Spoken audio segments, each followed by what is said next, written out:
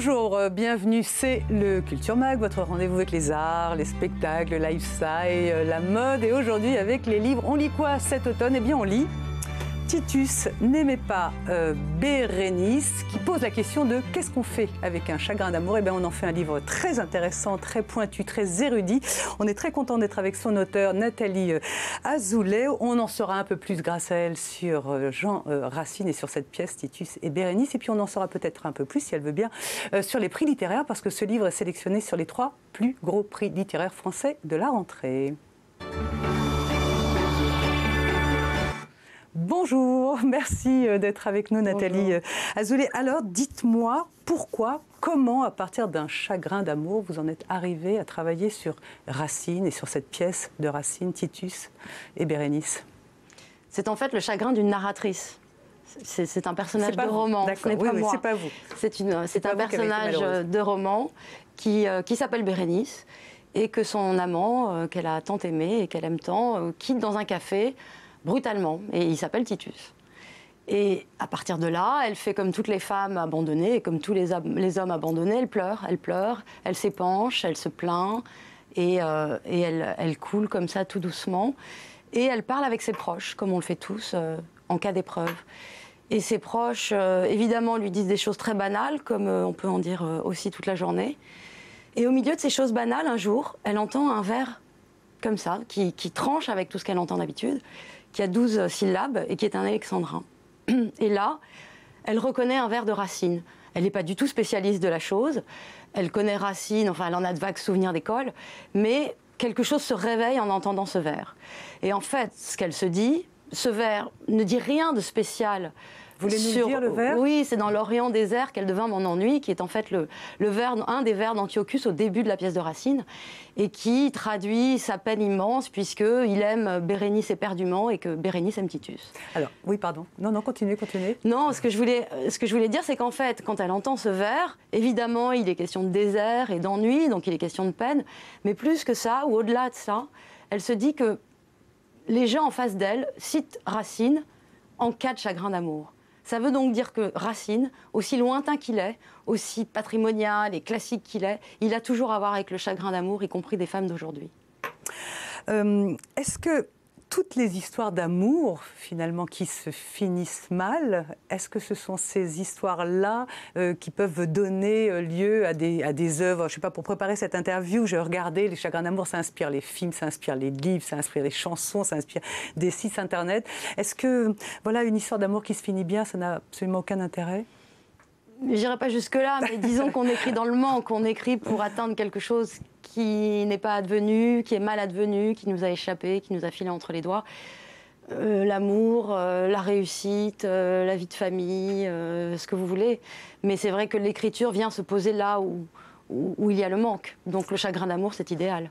Alors grâce à vous, on suit, on effleure un peu Racine. Quand on n'a pas fait des grandes études de lettres, on l'effleure, on l'a tous étudié quand on était petit à l'école. Est-ce que vous voulez bien nous resituer Titus et Bérénice, parce que vous parliez de ce vers d'Antiochus, qui est finalement le compagnon qui va rattraper Bérénice. Mais peut-être pour nos téléspectateurs, vous allez nous raconter l'histoire de Titus et Bérénice. Bérénice qui était la reine de Palestine. Quand même. Reine de Judée, de Palestine. En fait, l'histoire est très simple. Titus et Bérénice s'aiment depuis 5 ans. Et a priori, tout les rapproche. Et tout va dans le sens d'une union. Mais à la mort de Titus, quand son père Vespasien décède, Titus doit reprendre l'empire de Rome. Et à ce moment-là se pose le problème d'un mariage éventuel avec Bérénice. Avec une étrangère. Avec une étrangère et avec une reine. C'est-à-dire qu'on est dans un empire. Et une reine étrangère, c'est vraiment très contraire à la dynastie romaine. Si bien que, évidemment, Titus est déchiré. Titus aime éperdument Bérénice, dit-il, mais Titus aime éperdument le pouvoir, aime éperdument la dynastie et aime éperdument Rome. Donc c'est comme s'il devait faire un choix. Il n'est pas vite fait, ça prend 5 actes, mais tout autour de lui, son conseiller Paulin lui dit « mais arrêtez avec l'amour, arrêtez avec le désir, vous savez très bien que c'est volatile et dans peu, il n'y aura plus rien ». Alors que Rome, c'est un boulevard qui s'ouvre devant vous et c'est l'histoire. Donc forcément, l'hésitation, elle est sans doute douloureuse, mais elle est tranchée. Elle est tranchée et en fait, l'histoire de cette pièce, c'est comment Titus va-t-il trouver la force d'annoncer à Bérénice qu'il la quitte. C'est là où on n'est pas tout à fait d'accord. Moi, je pense que Titus aimait vraiment Bérénice, je pense que Bérénice aimait vraiment Titus, mais que voilà, c'était malgré lui, malgré elle, mais et qu'il s'aimait vraiment. Et vous dites un peu le contraire. Dans le fond, il aimait vraiment pas, sinon il aurait choisi. C'est ça. Non, je vais pas si loin. Je pense qu'il l'aimait. Je pense qu'il avait énormément d'attachement et de désir pour elle, mais je pense que Rome est plus forte. Et je pense que le temps long du pouvoir... Ça n'altère pas l'amour. C'est pas parce que Rome est plus forte que l'amour n'est pas plus faible. Disons qu'on a une vision de l'amour incluant une projection. C'est-à-dire que quand on aime, on veut se projeter dans l'avenir. Et avec Bérénice, c'est impossible. Avec Rome, c'est possible. Donc, du point de vue de la projection temporelle, ou de la projection de l'avenir, excusez-moi, mais en tout cas, du point de vue de la projection de ce qu'on voit de soi-même pour l'avenir, Bérénice ne fait pas l'affaire, alors que Rome, oui. Elle faisait l'affaire sur le chapitre de l'amour, mais pas sur le chapitre du pouvoir. Elle fait l'affaire avant l'Empire.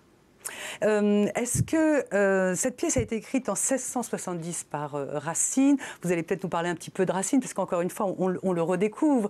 Voilà, c'était un orphelin, janséniste. Oui, vous avez dit hors antenne tout à l'heure qu'il avait peut-être une part juive en lui, enfin pas une identité juive, mais une part juive en lui.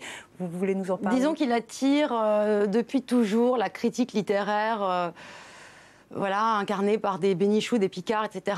Et on se dit, et il se dit, mais tout ça n'a rien d'officiel ni de prouvé, que Racine a toujours été du côté du peuple d'Israël, ne serait-ce que du côté de Bérénice. Ça fait plaisir aux grands-mères qui adorent dans des juifs partout. Esther et Athalie, où là encore, il prend une espèce de parti voilà, qui ne ressemble pas à ce que la France classique normalement fait.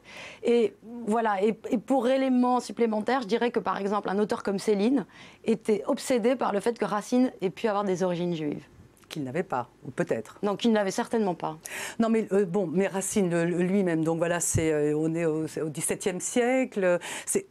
D'après ce que j'ai lu, c'est pas vraiment un auteur de l'amour, c'est plutôt un auteur des tragédies. À l'école, on étudie, je sais pas, on étudie Britannicus, on n'étudie pas. Racine n'est pas associé forcément à l'amour, même l'amour dévoyé. Pourquoi vous l'avez réintroduit sur ce territoire-là? En fait, si, il est associé à l'amour. C'est-à-dire qu'au XVIIe siècle, on disait que Racine était un auteur pour dames. C'est-à-dire qu'en fait, il avait déjà cette réputation de faire une grande part à l'amour dans ses tragédies, même si elle répondait au code classique. Elle n'était pas complètement conventionnelle. Elle ne répondait pas au même code que, par exemple, ceux de Corneille, où il y avait toujours des batailles, des victoires, des duels, etc. Mais chez Racine, non. Il y avait surtout du conflit amoureux et de l'obstacle dans l'amour. Et on lui a souvent fait reproche en lui disant « mais vous écrivez des rhapsodies galantes, ça suffit avec les dames, etc. » Il n'empêche que c'est ce qui a fait aussi sa fortune et c'est ce qui a fait que finalement il a évincé Corneille. Pourquoi a-t-il à un moment donné arrêté d'écrire et puis il est devenu un bon père de famille, un bon, je ne sais pas si c'était un bon époux, mais enfin en tout cas un époux tout court. Très bon époux. Puis, un bon époux, tant mieux pour lui. Et il a arrêté d'écrire, il est devenu historien du roi. Il est devenu historiographe officiel du roi, ce qui était une charge très importante et très très honorifique. Et en fait, il y a en effet deux séquences principales dans la vie de Racine. Il y a la séquence théâtre-création, où là, il fréquente les comédiennes, les théâtres, les salons, les cabarets, où il vit un peu une vie de débauché. Et puis c'est vrai qu'il a 40 ans, en 1677, enfin il a à peu près 40 ans, et il décide de passer à autre chose. Pourquoi? Parce qu'il est aussi très ambitieux socialement. Et qu'il sait que pour intégrer l'entourage proche du roi, il faut quand même avoir une conduite irréprochable. Et qui dit conduite irréprochable dit finir avec les comédiennes, avec le théâtre, enfin pas avec le théâtre, mais en tout cas avec la vie des comédiens et la vie de théâtre, et il faut se ranger. Donc il se marie, il a 7 enfants, et là c'est vrai qu'en même temps il prend la décision d'arrêter l'écriture théâtrale et de se consacrer entièrement au roi, puisqu'il faut dire quand même que Louis XIV est un sujet d'adoration, de vénération dans la vie de Racine. C'est pas un auteur de cour quand même, mais alors c'est aussi un courtisan. Il avait écrit une espèce de ode au roi quand il était malade. Oui, alors ça, c'est des exercices que tous les auteurs faisaient parce que c'était une façon de se faire remarquer, de se distinguer et de gagner de l'argent. C'est un peu, comment dire, cire-chaussure, quelque chose de cet ordre-là. C'est un courtisan, et vous savez, Louis XIV lui dit à un moment même une chose très très connue qui est « Je vous louerai davantage si vous ne me louiez pas tant ». C'est-à-dire qu'il lui dit arrêtez d'être aussi courtisan. Et c'est vrai que Racine, oui, il en fait des tonnes parce qu'il veut faire partie de l'entourage proche du roi et que pour ça, il est en concurrence avec Molière, avec Corneille, et que finalement, il arrivera au chevet du roi. Nathalie, ce livre est absolument formidable parce que vraiment ça nous permet d'entrer de façon légère, non c'est pas le mot parce que c'est un roman triste, mais ça nous permet d'entrer de façon lourde, profonde dans l'univers de Racine. Vous avez étudié partout, vous avez été à la Bibliothèque nationale, vous êtes replongé dans de gros manuscrits anciens pour non, vous avez tout relu, je ne sais pas. Alors j'ai relu, oui, ça c'est sûr. Et après, j'ai lu des choses qui avaient été écrites sur Racine, des biographies, des essais. Bon, je me suis informée, je me suis renseignée aussi sur Louis XIV, par exemple, que je ne connaissais pas très bien. Mais j'avais, dès le départ, l'idée d'écrire un roman. Et non pas du tout un essai historique, une biographie historique. C'est pas du tout mon ambition, c'est pas du tout ma qualification. Et il y en a qui le font beaucoup mieux que moi. Donc moi, j'avais envie juste, de prendre l'air de Racine et d'écrire une histoire autour de ça. À partir d'un chagrin d'amour. À partir d'une expérience douloureuse, comme on peut la faire ou comme on peut l'observer chez d'autres.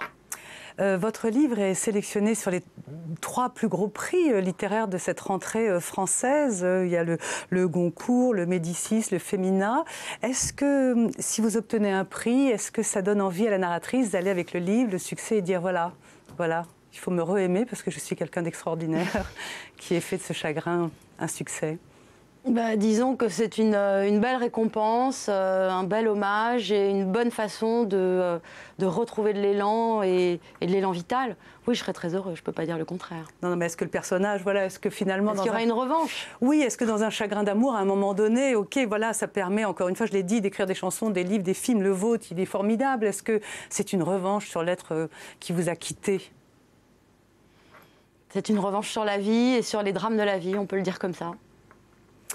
J'ai regardé les sites, vous savez, quand on parle d'amour, de chagrin d'amour, Internet est bourré de sites. Il y a un site d'ailleurs très drôle qui s'appelle intoxication.com. Il y a des citations formidables. J'aimerais bien vous en donner une. Enfin, c'était Shakespeare qui a dit ça. Alors évidemment, je ne la retrouve pas, mais c'est pas grave. Je crois que de tête, c'est un chagrin d'amour prouve qu'on a de l'esprit. Non, justement, prouve qu'on a du cœur. Trop de chagrin d'amour prouve qu'on a peu d'esprit. Est-ce que vous démontrez le contraire? Est-ce que vous avez un peu regardé tout ce qui était fait autour de l'amour? J'ai un peu regardé parce que c'est vrai que c'était un peu le point de départ, d'essayer d'avoir comme ça une vision un peu ordinaire du chagrin d'amour, consensuel, et de travailler à partir de là. Moi, je dirais que c'est vrai que ce livre, c'est aussi l'histoire d'un trajet pour aller vers une compréhension, mais une compréhension finalement qui est très simple. Compréhension quoi, du chagrin? C'est-à-dire que si l'autre vous quitte, si l'autre vous quitte, c'est qu'il vous aimait pas autant qu'il l'a dit et autant que vous. C'est très simple. Mais c'est très difficile de l'admettre. C'était très difficile de sortir du déni aussi qu'est l'amour, de l'illusion que l'amour dresse autour de vous. Donc finalement, c'est vrai qu'on n'a pas beaucoup d'esprit, mais on a beaucoup de cœur. Vous pensez que les hommes et les femmes voient les ruptures de façon différente? J'ai du mal à me prononcer là-dessus. Si on suit Racine, non, parce que ces amoureux malheureux sont aussi malheureux que ces héroïnes. C'est un livre absolument formidable. Je voudrais qu'on parle, là, pour terminer, d'autres livres que vous avez faits. En 2005, vous avez écrit Manifestation, qui était un roman politique sur la montée de l'antisémitisme. Je ne vous ai pas posé la question sur le fait que vous étiez juive et est-ce que vous identifiez peut-être à Bérénice, qui était reine de Palestine. Mais je voudrais savoir, Nathalie, si aujourd'hui, vous referiez le même livre et si vous le referiez, qu'est-ce que vous ajouteriez? Pour les manifestations? Oui, pour manifester sur la montée de l'antisémitisme. Hélas, il est très très d'actualité. Je ne suis pas sûre que j'ajouterais grand-chose. Alors évidemment, il y a des circonstances qui se sont modifiées, mais je pense qu'il y a une tendance qui a été identifiée dans ce roman et qui est toujours aussi active, malheureusement. J'ai le sentiment qu'en 2005, c'était un peu trop tôt pour le dire. Et que peut-être ça n'a pas été entendu, parce que c'est difficile de l'entendre aussi. Mais je pense que, hélas, il s'inscrit dans une tendance qui est toujours très active. Vous êtes une intellectuelle française, juive. Vous vous sentez comment en France?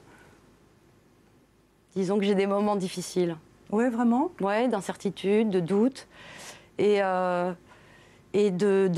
colère contre moi-même aussi, d'avoir ces doutes. Parce que j'ai une perte de confiance et que, en même temps, j'ai une vie qui continue à être normale, agréable, etc. Donc, j'ai aucune raison de me plaindre officiellement. Mais quand même, je sens des contextes, des environnements qui sont difficiles et qui, à mon avis, ne vont pas cesser de l'être. Dans vos milieux ou dans tous les milieux? Non, je vous dis, autour de moi, c'est assez protégé et j'ai aucune raison de me plaindre. Mais c'est jamais très loin, en fait. Y compris, par exemple, dans l'entourage de mes enfants, c'est-à-dire la génération du dessous, où les discours ne sont pas toujours très confortables. Est-ce que vous travaillez sur un autre livre? Oui. Ça parle de quoi?